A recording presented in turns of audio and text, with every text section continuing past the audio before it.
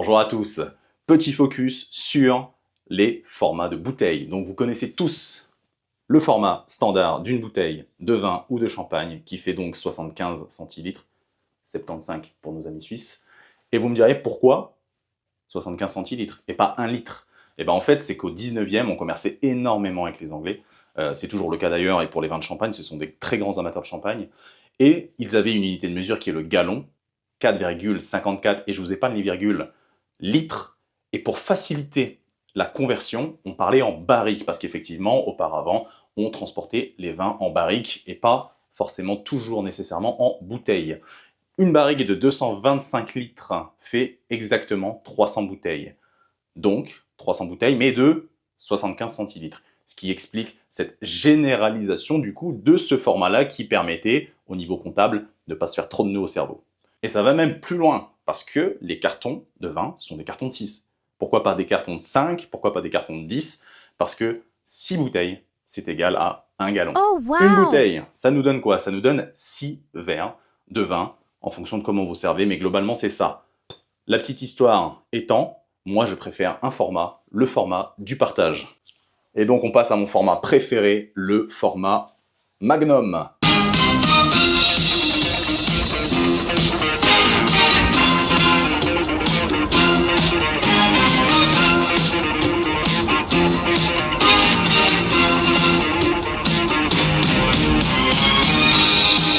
Rien à voir avec la moustache et la Ferrari, là on parle bien de la bouteille. Donc de la bouteille, mais de la double bouteille qui font donc l'équivalent de 6 x 2, 12. 12 verres. Quand vous êtes attablé avec des amis, 3, 4, 5 convives, et ben c'est plus facile parce que ça permet de faire un deuxième service. Le vin, c'est avant tout du partage. Et c'est vrai que parfois, surtout quand on boit des très jolis vins comme ici, le brut de ces Charletzic, on n'a forcément pas toujours envie de s'arrêter au premier verre et d'en reprendre une petite lampée derrière. Et le format Magnum, surtout, a d'autres avantages. Lors de la conservation, eh bien, vous avez moins d'air en contact avec le vin. Et donc, le vin vieillit de manière plus lente, plus uniforme. On a plus de finesse.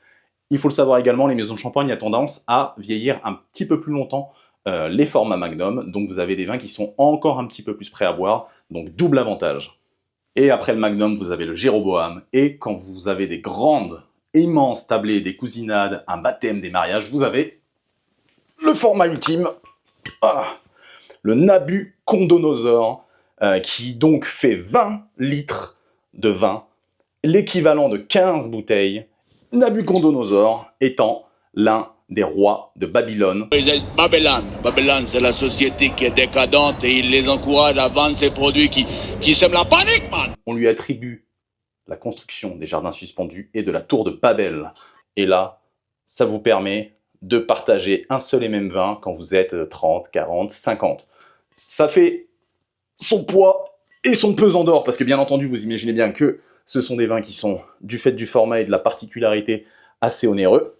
Je ferai un focus sur les grands formats très bientôt pour vous expliquer comment on les produit, parce qu'il y a deux grandes manières de le faire en Champagne. Donc, que ce soit de la simple bouteille au format Magnum et à l'immensité que je viens de vous présenter, quoi qu'il arrive, le plus important, c'est de se réunir autour de belles bouteilles, autour de belles tables, avec des gens que vous appréciez. Donc n'hésitez pas à me dire en commentaire votre format préféré. Moi, personnellement, de très loin, ça reste le Magnum, à partir du moment où on est plus que deux. Et santé à vous. À très bientôt.